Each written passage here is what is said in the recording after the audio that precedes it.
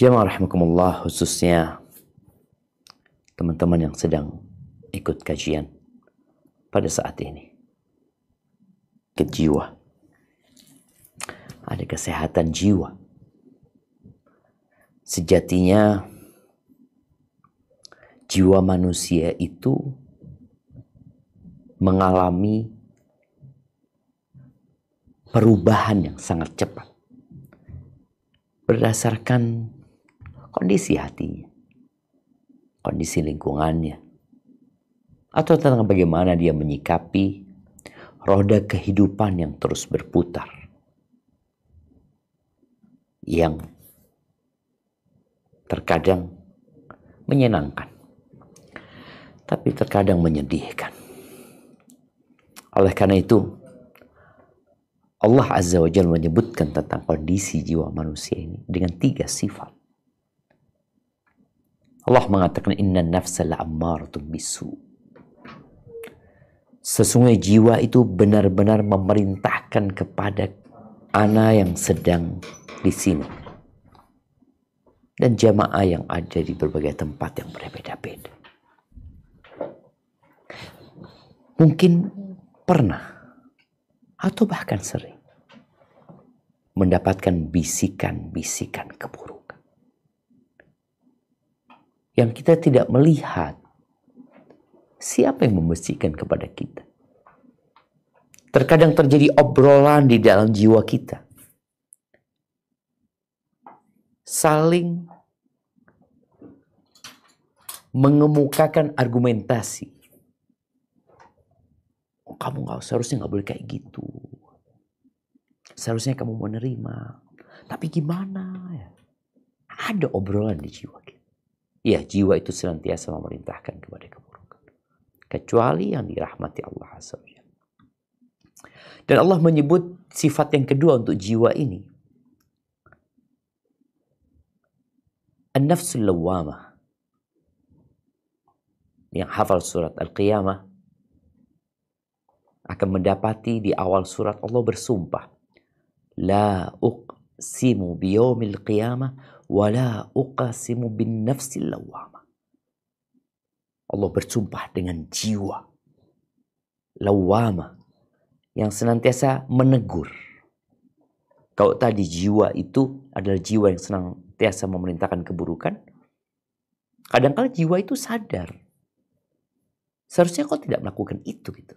Akhirnya ditegur, di situ ada penyesalan. Kadang-kala jiwa itu mencela, kenapa kau melakukan itu? Seharusnya kau nggak boleh melakukan itu. Apa gunanya? Apa manfaatnya? Dan ada kondisi yang ketiga. An-nafsul mutmainnah. Jiwa yang tenang. Sebagaimana di akhir surat Al-Fajr Allah mengatakan, ya ayyatuhan nafsul mutmainnah. Wahai jiwa yang tenang. Wahai jiwa yang damai. Irji'i ila rabbiki radiyatan mardiyah. Kata Allah, kembalilah kalian. Kemana mau kembali? Ke Tuhanmu. Kau adalah ciptaan Allah Azza wa Jalla. Kembalilah dalam kondisi engkau ridha dan diridhai. Senang dan disenangi. Berkumpullah masuk ke dalam jajaran hamba-hamba Allah. Masuklah ke surga Allah Azza wa Jalla. Bagaimana mencapai ketenangan jiwa ini? Kalau kita membaca tentang kesehatan mental masyarakat pada hari ini, maka kondisinya tidak sedang baik-baik saja. Beberapa penelitian menyebutkan kira-kira 1 miliar manusia hari ini mengalami gangguan jiwa. Ada yang mungkin harus dirawat di rumah sakit. Ada yang mungkin sedang di rumah, sedang di tempat kerja. Dan jiwa yang tidak tenang ini akan berdampak kepada kehidupan dia sebagai personal, sebagai anggota keluarga, atau sebagai kepala keluarga, atau sebagai ibu rumah tangga, atau sebagai guru. Maka penting sekali kita membahas tentang bagaimana mencapai ketenangan jiwa. Apakah dengan mengkonsumsi obat-obatan? Apakah dengan memperbanyak healing? Orang pada healing ya, dia galau jiwanya, dia berpikir kalau dia berjalan-jalan dia akan merasakan ya ketenangan. Ya itu mungkin salah satu kunci orang mendapatkan ketenangan. Tapi nggak lama kalau itu yang jadi patokan. Apabila obat yang dikonsumsi, ya mungkin dia akan mendapatkan ketenangan sebentar. Ketika pengaruh obat itu habis, dia akan kembali berontak jiwanya. Begitu pula orang yang mungkin healing, ketika dia berada di tempat itu, ya mungkin saja dia seneng sama keluarganya, sama anak-anaknya. Selesai liburan, pulang, berantem lagi. Kacau lagi. Pertengkaran terjadi. Teriakan-teriakan yang menyakitkan. Yang membuat anak-anak pun terganggu jiwanya tatkala melihat kedua orang tuanya sedang sakit jiwa. Ahibati fillah. Kunci yang pertama agar jiwa manusia menjadi tenang adalah beriman kepada Allah Azza wa Jalla. Orang kafir nggak akan pernah tenang jiwa. Orang musyrik nggak akan tenang jiwa. Iman ini adalah aman. Tatkala seorang beriman, jiwanya itu mulai tenang. Karena dia tahu kenapa dia diciptakan. Dia tahu untuk apa dia ada di sini.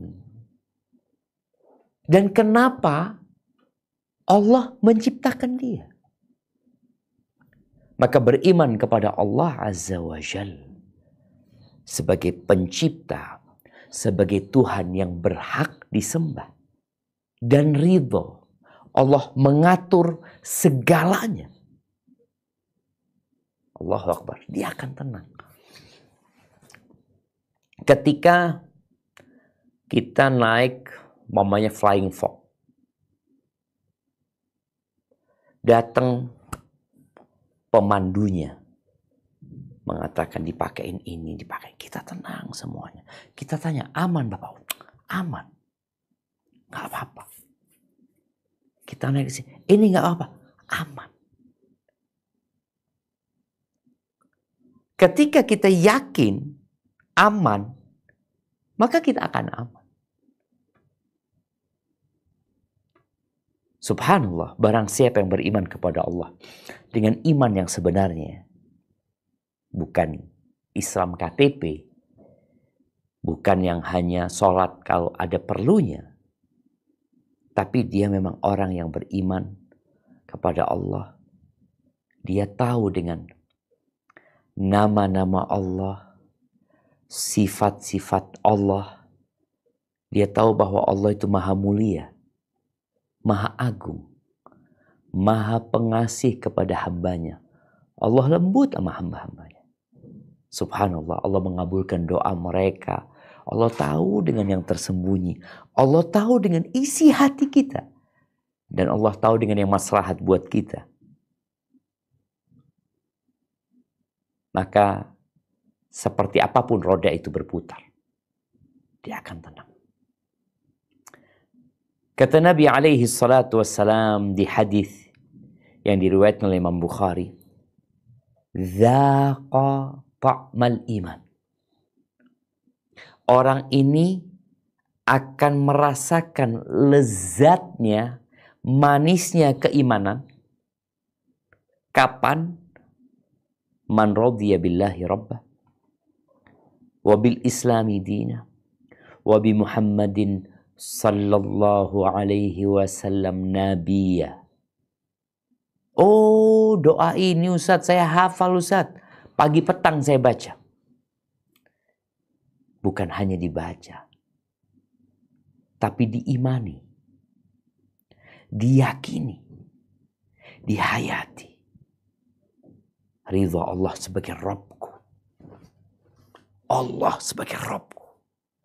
Artinya apapun ketentuan Allah berkaitan dengan hukum-hukum syariat, nggak ada dia menolak. Kan orang jiwanya akan berontak ketika dia disuruh sholat. Apaan sholat?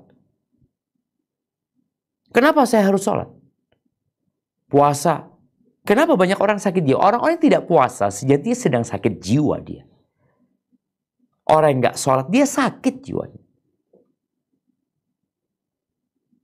Kenapa? Karena dia dari awal sudah nolak jiwanya. Loh, engkau ini hamba Allah loh. Allah itu yang memberikan segalanya kepada dirimu.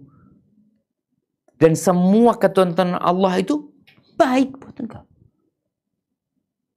Ada orang-orang yang kecewa sama Allah Azza wa Jalla. Dia nggak kenal sama Allah. Dan dia kurang iman. Kalau dia kenal sama Allah, dia lebih akan suka dengan pilihan Allah daripada pilihan dirinya atau pilihan siapapun di muka bumi.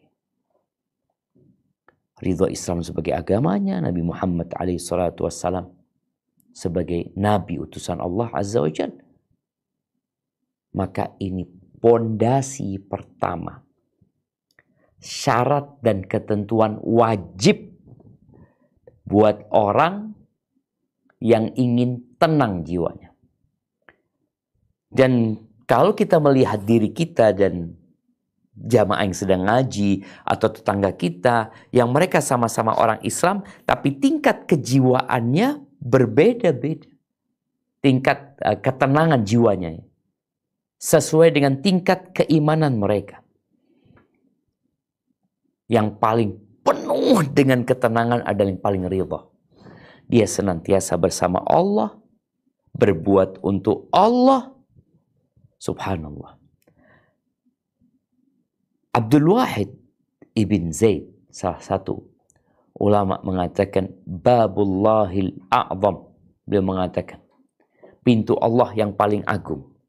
Wa jannatud dunya, dan surga dunia. Wa mustarahul abidin, dan tempat istirahatnya orang-orang yang ahli ibadah. Apa itu? Ridha. Ridha sama Allah. Tadi, makanya tiap pagi petang kita baca raditu billahi rabba wa bil islami dina wa bi Muhammadin sallallahu alaihi wasallam nabiyya. Dan seorang yang beriman, kemudian dia berusaha untuk menambah keimanannya. Karena kita tahu iman itu naik turun. Iman itu bertambah dan berkurang. Iman itu bisa bertambah sampai ke awan dan angkasa sana. Dan iman itu bisa berkurang sampai habis. Maka orang yang ingin tenang, maka hendaklah dia menambah imannya dengan ketaatan kepada Allah Azza wa Jalla. Ahibati fillah. Ayat ini menceritakan tentang pesan Allah kepada ayah dan bunda kita. Tentang ayah dan bunda seluruh umat manusia. Baik yang mukmin atau yang kafir. Yang muslim, yang non-muslim, bapak ibunya satu. Satu. Orang-orang kafir, siapa bapak ibu mereka? Adam dan Hawa. Dan orang-orang Islam, Adam dan Hawa. tatkala diturunkan dari surga, Allah udah kasih pesan.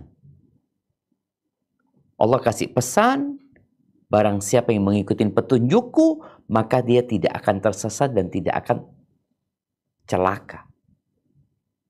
Tapi yang berpaling, yang nggak mau terima, maka bagi dia kehidupan yang sempit. Sempit. Oh, boleh jadi dia orang kaya. Fir'aun kaya, tapi jiwanya sempit sekali. Hidupnya menderita. Yakin? Yakin. Karena ini keputusan Allah Azza wa Jalla. Dan pada hari kiamat akan dibangkitkan dalam kondisi buta, nggak bisa ngelihat, padahal di dunia bisa melihat. Apa penyebabnya? Menolak ayat-ayat Allah, nggak beriman dia. Dia tidak mau beriman. Dan azab akhirat itu lebih pedih dan lebih kekal. Azab itu ada dua. Ada azab fisik, ada azab jiwa. Sakit kan ada sakit jiwa, ada sakit fisik. Dan Allah akan berikan dua azab itu pada mereka. Dan kita tahu ya, sebagian orang terazab jiwanya sampai ingin mati fisiknya. Maka ahibati fillah, itu hal pertama. Beriman kepada Allah dan tambahlah keimanan itu dengan meningkatkan amal kebajikan. Mengikuti petunjuk-petunjuk Allah Azza wa Jalla. Yang kedua, kunci ketenangan jiwa adalah menyerahkan kepada Allah semua urusan. Engkau sudah beriman, ya udah serahkan sama Allah. Yakin bahwa pilihan Allah lebih baik daripada pilihan dia. Banyak orang yang depresi, banyak orang yang stres ketika mereka tidak menerima takdir Allah Azza wa Jalla. Seorang wanita yang tahu-tahu didapat WA dari suaminya bahwa dia telah diceraikan. Apa yang dia lakukan? Ketika dia beriman dengan takdir Allah dan dia menyerahkan kepada Allah, dia selesai sudah qadarullah ma syaa fa'al. Inna lillahi wa inna ilaihi raji'un. Seorang ketika di PHK, padahal dia tidak melakukan kesalahan, karena memang pengurangan jumlah pegawai, ketika dia dapat surat pemberhentian, dia mengatakan inna lillahi wa inna ilaihi raji'un. Pilihan Allah pasti terbaik. Tinggal kau serahkan sama Allah. Namun orang yang kurang imannya dan dia tidak bergantung full kepada Allah, maka tatkala ada hal-hal yang tidak menyenangkan yang pastinya ada dalam kehidupan kita, dia akan stres, depresi, kejiwaan dia. Subhanallah jemaah. Oleh karena itu Allah Azza wa Jalla mengingatkan, wa asa an takrahu syai'an wa huwa khairul lakum. Boleh jadi yang kalian benci itu baik buat kalian. Secara jiwa nggak suka aku dengan takdir ini. Di PHK ya nggak mau lah. Diceraikan dalam kondisi dia tidak ingin bercerai, dia nggak suka. Tapi boleh jadi yang engkau benci itu baik buat diri. Dan sudah banyak peristiwa-peristiwa yang orang ini baru tenang jiwanya setelah tahu hikmahnya. Tapi kan ada proses di mana jiwanya tidak tenang. Kalau dia dari awal nerima dan menyerahkan kepada Allah, dia tenang dari awal. Subhanallah. Ada seorang tabi'in, Al-Ahnaf ibn Qais.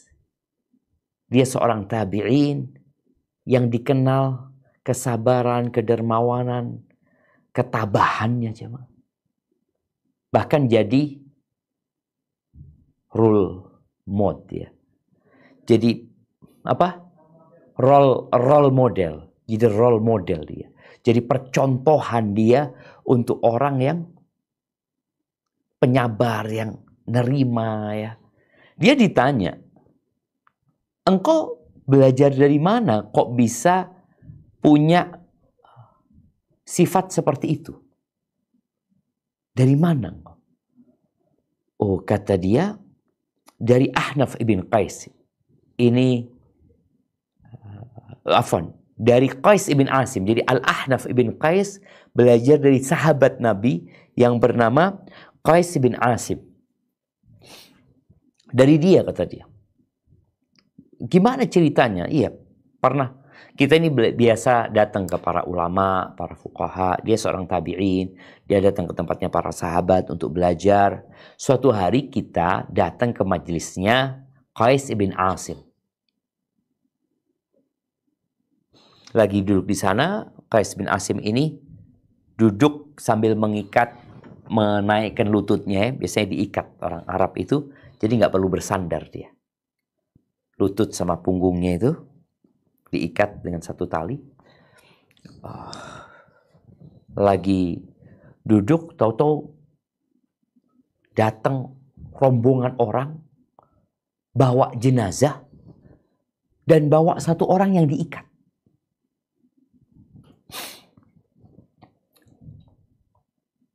Mereka mengatakan dalam kondisi lagi bermajelis, ini anakmu dibunuh sama sepupunya. Yang membunuh itu sepupunya. Jadi keponakannya Qais ibn Asim. Qala fa wallahi ma halla habwatahu hatta faragha min kalami. Demi Allah, Qais ibn Asim itu tidak membuka talinya itu. Sebagai orang bingung ya. Dia langsung berdiri marah. Dia tidak membuka dan dia menyelesaikan omongannya. Dia lagi ngomong. Ada laporan itu. Dia nggak putus. Dia lanjutkan omongannya. Setelah selesai dia ngomong. Tsumal tafat. Kemudian dia menoleh kepada anaknya yang lainnya. Dia mengatakan, Atlik an ibni ammik. Lepaskan anak pamanmu yang diikat itu. Kemudian kasih nasihat anak pamannya. Engkau telah melakukan dosa besar dengan perbuatan ini. Dan itu hanya akan merugikan dirimu. Yang kau bunuh adalah anak saudara, anak pamanmu. Kemudian ngomong juga sama anaknya, tolong saudaramu, engkau kuburkan dia. Dan antarkan 100 ekor onta kepada ibunya. Sebagai dia. Setenang itu. Maka Al-Ahnaf ibn Qais mengatakan, aku melihat orang ini begitu tenangnya menghadapi apa yang Allah takdirkan. Nggak ada yang ingin anaknya dibunuh. Tapi tatkala seorang sudah menyerahkan kepada Allah Azza wa Jalla, mau diapain gitu loh. Anaknya nggak akan bisa hidup lagi. Dengan dia marah-marah, dengan dia teriak-teriak, dengan dia melempar-lempar, tidak akan merubah keadaan. Maka kalau engkau ingin jiwamu tenang, engkau serahkan sama Allah. Udah. Taib. Yang kedua, menyerahkan semuanya kepada Allah Azza wa Jalla. Dan yakin pilihan Allah adalah yang terbaik. Kalau kita baca cerita Nabi Musa sama Khadir, alaihi salam, bagaimana ketika Khadir merusak kapal, bagaimana Khadir membunuh bocah itu, bagaimana Khadir kemudian merenovasi bangunan yang hendak roboh. Setelah Nabi Musa dikasih tahu, semua itu adalah perintah Allah Azza wa Jalla. Dan Nabi Musa tahu dengan hikmahnya, ya baru tenang jiwanya. Sebelumnya enggak. Diingkari. Gimana engkau merusak kapal orang yang dia berbuat baik sama kita? Udah dikasih tumpangan gratis, kapalnya dirusak. Itu anak bocah kecil, nggak punya dosa, dipelintir kepalanya, dibunuh. Itu bangunan mau roboh, engkau renovasi, nggak ada hubungan engkau sama bangunan itu. Dan seharusnya engkau minta upah sama warga kampung yang tidak mau menjamu kita. Karena orang masih bertanya-tanya. Tapi ketika sejak awal orang itu menyerahkan, selesai. Engkau akan tenang. Tapi itu yang kedua. Yang ketiga, ya hubunganmu sama Allah harus baik. Khusyuk. Tunduk sama Allah Azza wa Jalla. Dan di antara penyambung kita sama Allah adalah sholat. Posisi yang paling dekat kita sama Allah itu adalah ketika sujud. Bukan ketika engkau ada di atas mimbar. Bukan ketika engkau berada di atas pesawat. Bukan ketika engkau berada di gedung tertinggi. Posisi terdekatmu sama Allah adalah ketika sujud.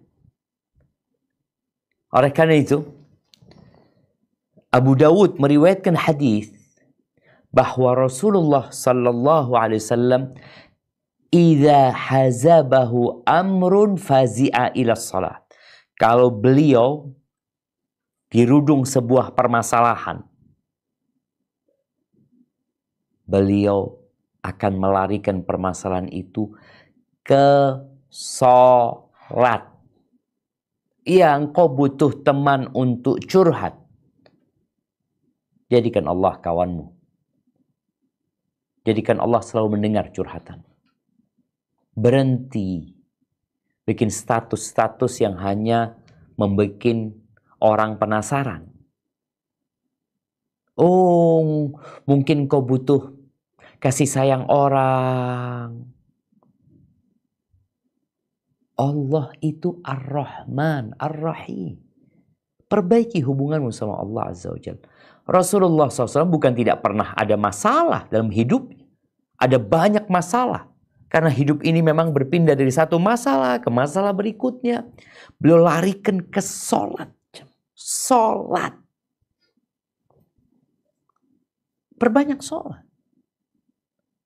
As-salatu khairu mawdu'. Sholat itu sebaik-baiknya ibadah yang diletakkan. Dan kita lihat ya. Demi ketenangan jiwa, manusia itu harus sholat minimal 5 waktu. Sholat wajib. Kalau mau tambah sunnah lain lagi. Pagi. Subuh ya. Sebelum dia beraktivitas. Nanti selesai dia beraktivitas ya. Karena kita tahu dari subuh ke zuhur itu ada banyak masalah lah.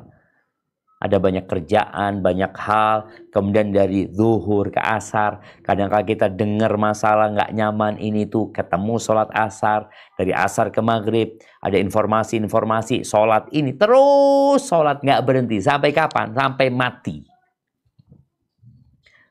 Maka Nabi SAW mengatakan. Faman sya'a falyastakthir wa man sya'a falyastaqil. Barang siapa yang ingin banyak sholatnya. Perbanyak sholatnya. Jadi sholat itu ibadah yang jumlahnya bebas. Itu sholat sunnah mutlak itu bebas. Kalau bicara sholat wajib udah ditetapkan. Rawatib udah ditetapkan. Tapi ada waktu-waktu yang bebas. Engkau mau sholat berapapun. Selama itu bukan waktu larangan, sholat. Punya masalah, sholat. Udah 2 rakaat selesai, belum selesai.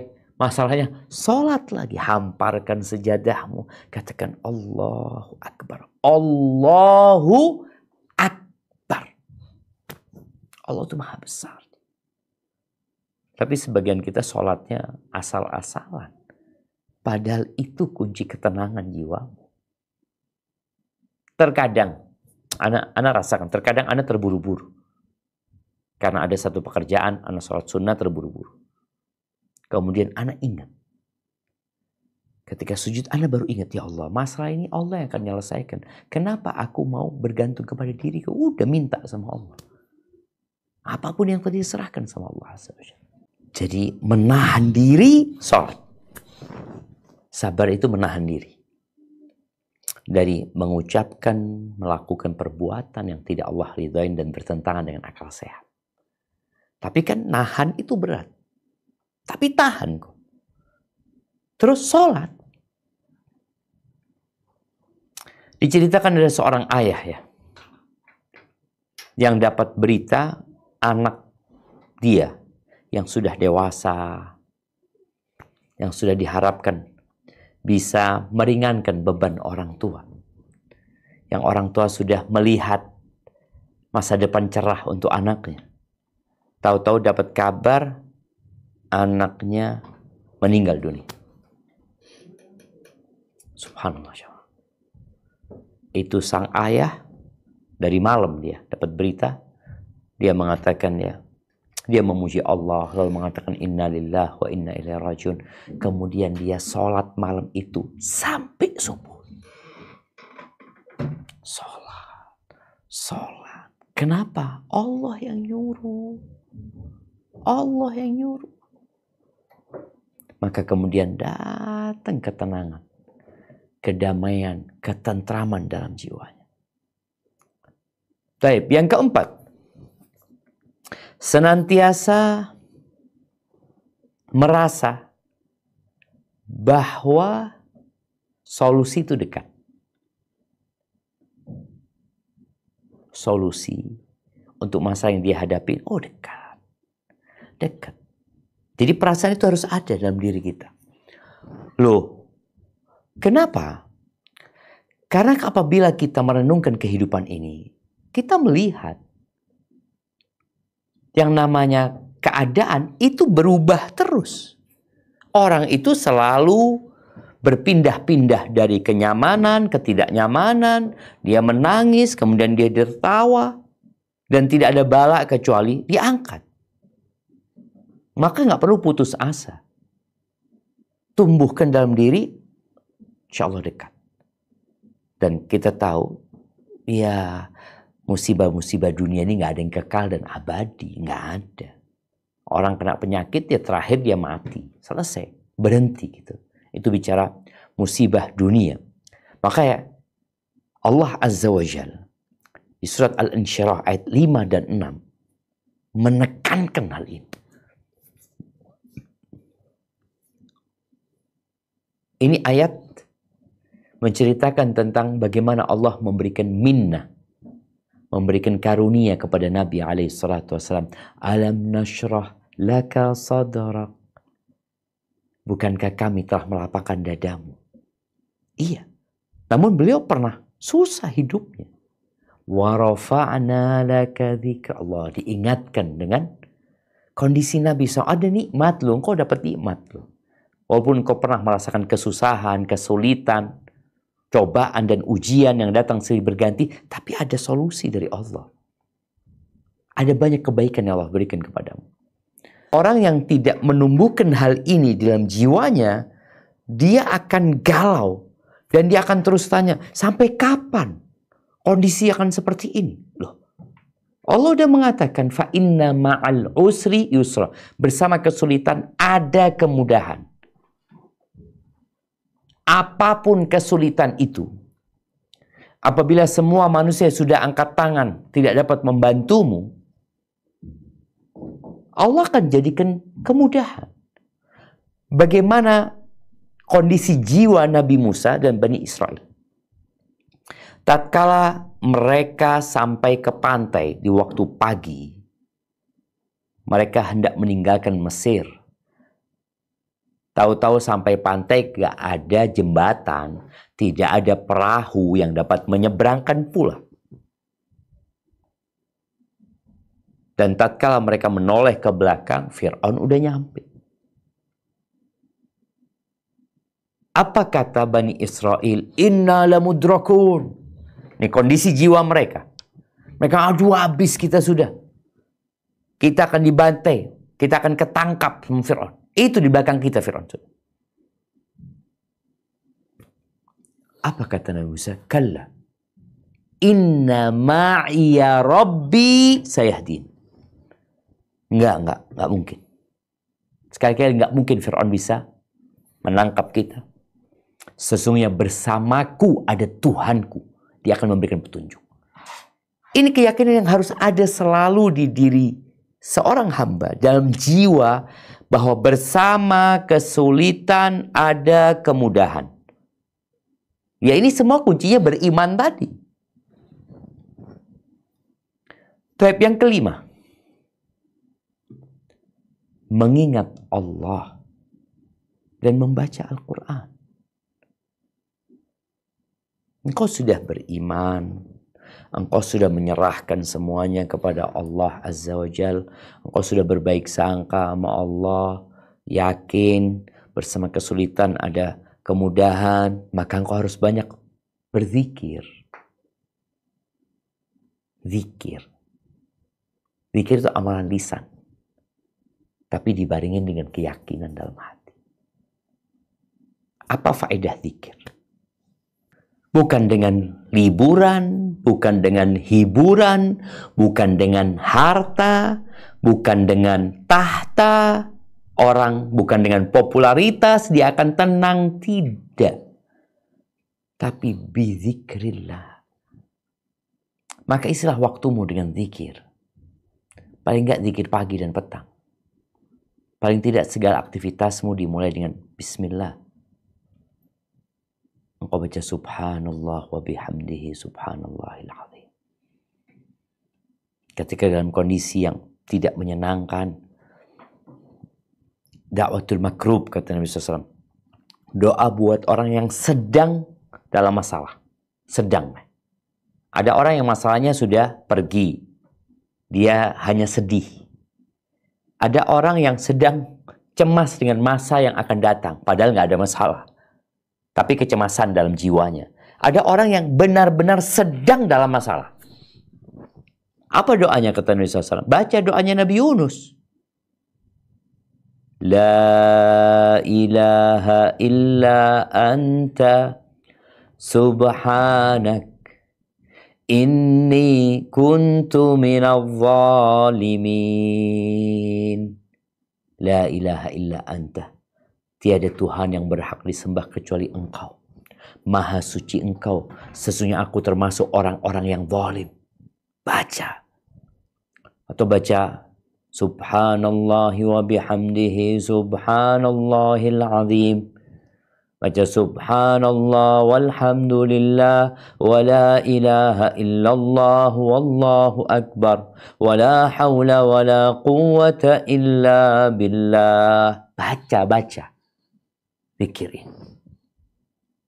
Pada saat engkau benar-benar bingung. Tadi kita bicara sholat. Sholat itu termasuk zikir. Karena kita tahu isi sholat itu ya dari awal sampai akhir zikrullah. Tapi ada kondisi perempuan nggak bisa sholat karena dia sedang nifas 40 hari. Ada seorang yang habis lahiran anaknya diceraikan sama suami. Atau dapat berita suaminya meninggal dunia. Ada. Ya udah perbanyak zikir, kok nggak bisa sholat? Dan zikir yang paling utama juga adalah membaca Al-Quran dengan memaknai artinya. Baca tuh Quran. Allah mengatakan, Inna nahnu nazzalna dzikr. Sesungguhnya kami menurunkan zikir. Itu Al-Quran. Dan orang yang sedang dalam kondisi tidak nyaman hatinya, kemudian dia membuka kitabullah, lalu dia mengkaji makna dan artinya, selesai baca Quran dia akan tenang. Dan ketenangan jiwamu setara dengan hubungan baikmu dengan Al-Quran Al-Azim. Baik, yang keenam, ilmu. Orang yang tahu dengan perintah Allah, larangan Allah, dia juga memahami tentang hakikat kehidupan ini. Maka dia akan suka dengan ilmu. Yang sumbernya tadi Al-Quran, dia baca hadis-hadis Nabi SAW, dia datang ke kajian. Terus terang, ketika Anda membaca kitab ya. Awalnya Anda pegang handphone mamanya. Handphone ini kan ada banyak hiburan di sana. Kita buka IG, udah. Kita akan tenggelam dalam dunia hiburan. 24 jam kita akan scrolling itu. Tatkala Ana tinggalkan handphone lalu ana baca kitab. Ana baca. 1 halaman lewat, 2 halaman lewat, 3. Ya Allah, enak sekali. Makanya beberapa orang itu sekarang menyuruh orang-orang yang sakit jiwa untuk meninggalkan handphonenya, meninggalkan semua hubungan dia dengan manusia, dan sibuk di rumah, memperbaiki sholat, kemudian berzikir, lalu baca buku. Dengarkan kajian, so baca buku. Udah, gak usah dengerin kajian dulu, engkau baca buku. Soalnya kalau engkau pegang handphone, ada hal-hal lain mungkin yang kau akan baca. Tapi kau baca buku. Baca kitab Riyadhus Shalihin. Baca. Engkau akan merasakan, ya Allah, ada ketenangan di situ. Ada. Dan selesai itu, kau akan rasa, ya Allah, aku dapat ilmu ini, dapat ilmu itu. Aku baru tahu tentang ini, aku baru tahu tentang itu. Dan kita tahu ayat yang pertama turun adalah Iqra, baca. Kemudian yang ketujuh, laksanakan kewajiban dan hak-hak orang. Karena jiwa yang melaksanakan tugasnya tidak pernah menzalimin orang lain, ya, dia akan tenang gitu loh. Karena kita tahu kalau ada orang yang pernah dizalimi sama kita, orang itu akan angkat tangan. Dan dakwatul mazlum, doa orang yang dizalimi, itu nggak ada hijab antara dia sama Allah Azza wa Jalla. Maka laksanakan kewajiban-kewajibanmu. Tunaikan hak-hak orang.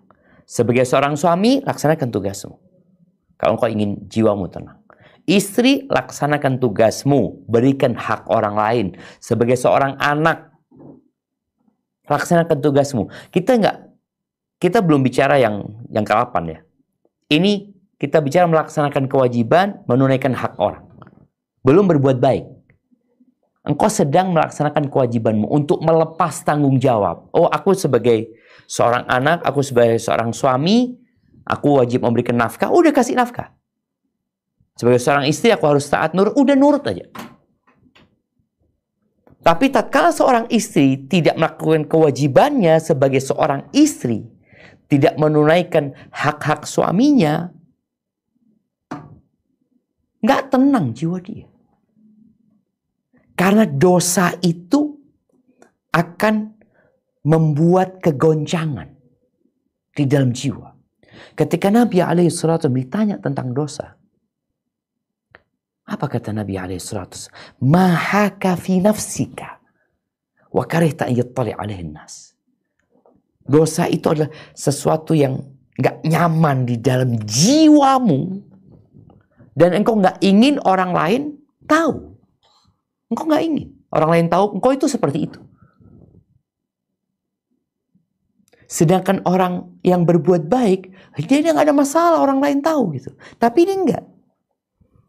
Ini sesuatu yang dia simpan di jiwanya, bergejolak dalam jiwanya. Tapi dosa itu akan membuat nokta hitam di dalam hati, mengotori jiwa. Maka tolong laksanakan kewajibanmu, tunaikan hak orang lain.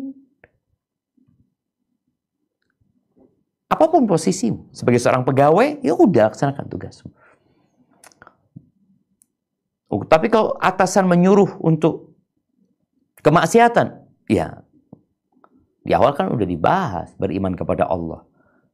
Nggak ada yang namanya taat kepada makhluk kalau menyelisih perintah Allah yang menciptakan kita. Jadi melaksanakan kewajiban dan menunaikan hak ini akan menyebabkan engkau tenang. Ada seorang istri yang punya masalah sama suaminya mungkin berbuat salah ini dan itu. Dia mengatakan, Ustadz, urusan suami anak, urusan dia sama Allah. Sudah, anak akan laksanakan tugas anak sebagai seorang istri, sebagai seorang muslimah. Nah, tenang dia di sana.